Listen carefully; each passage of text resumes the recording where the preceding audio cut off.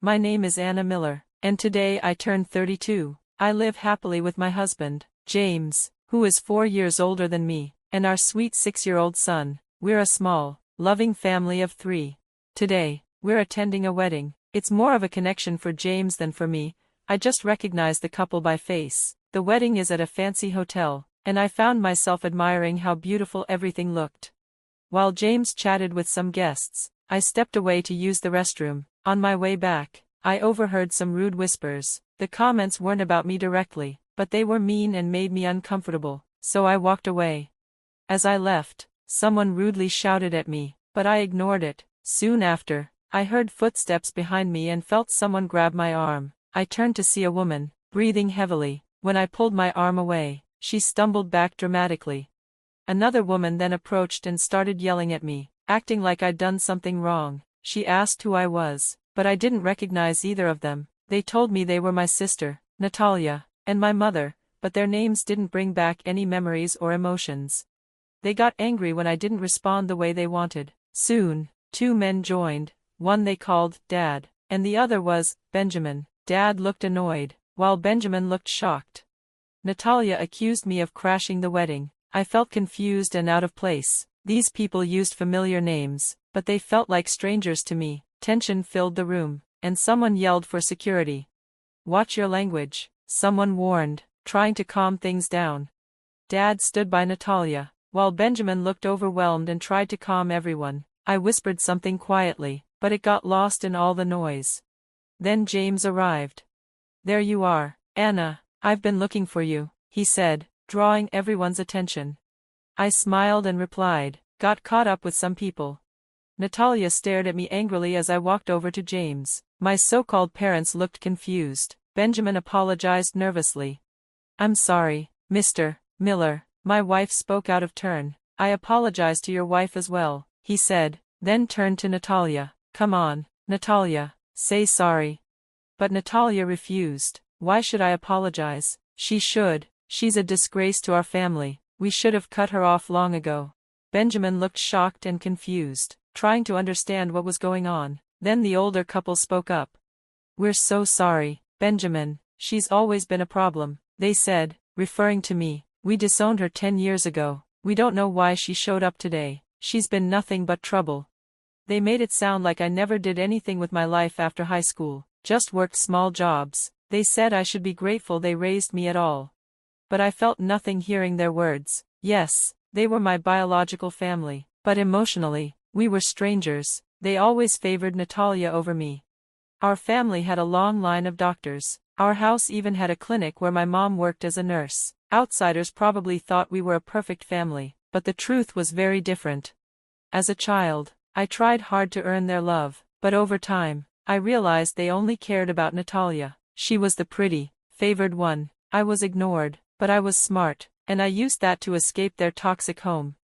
They always told me, "You're not going to college. You're useless. Start working right after high school and help support the family. Be thankful we even raised you." They never believed in me, but they were happy to spend money on Natalia's education. During my last year of high school, I decided I was done seeking their approval. "You'll never amount to anything," they used to say, but what they didn't know was that I had been secretly recording their hurtful words for years. I kept track of all the emotional abuse. Natalia joined in too. "I'm going to become a doctor and take over the clinic," she used to boast. "Since my big sister is such a failure, I'll succeed for both of us." Our parents always nodded in agreement.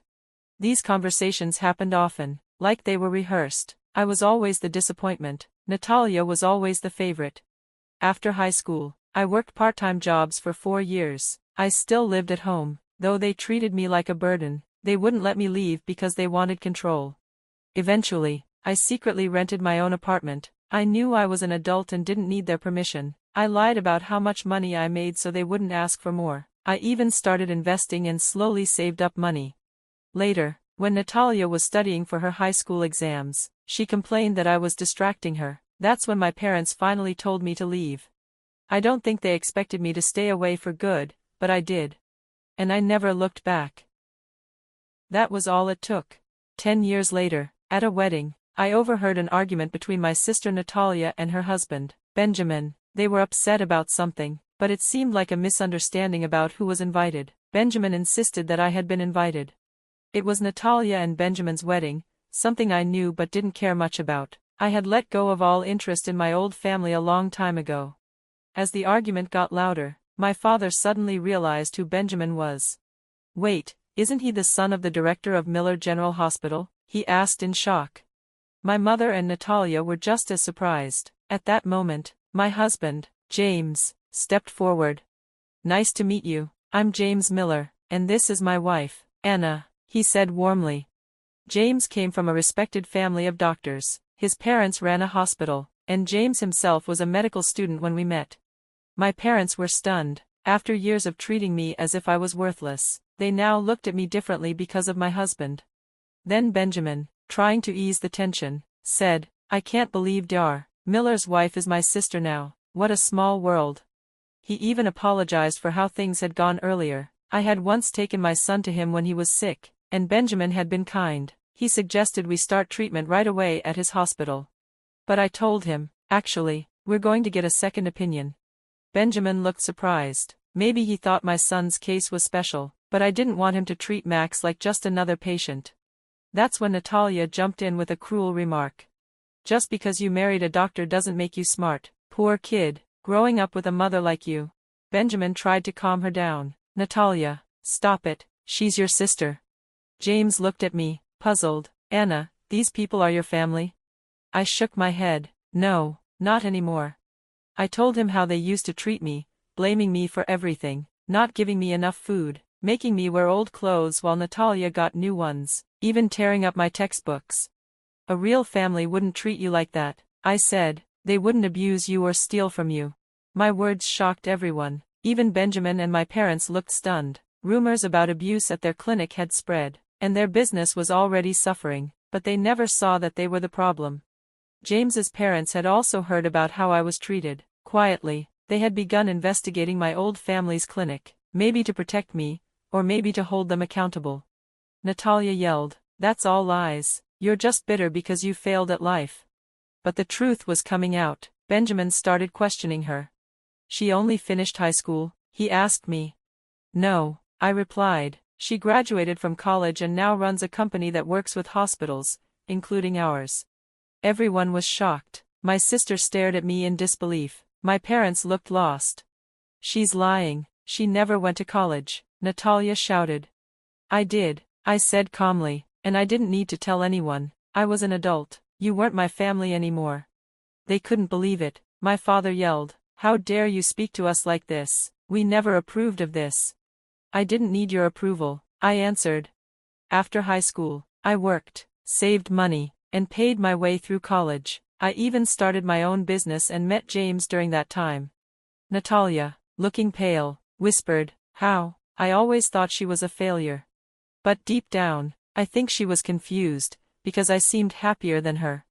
Then I said something that shocked everyone. "By the way, I heard you dropped out of middle school."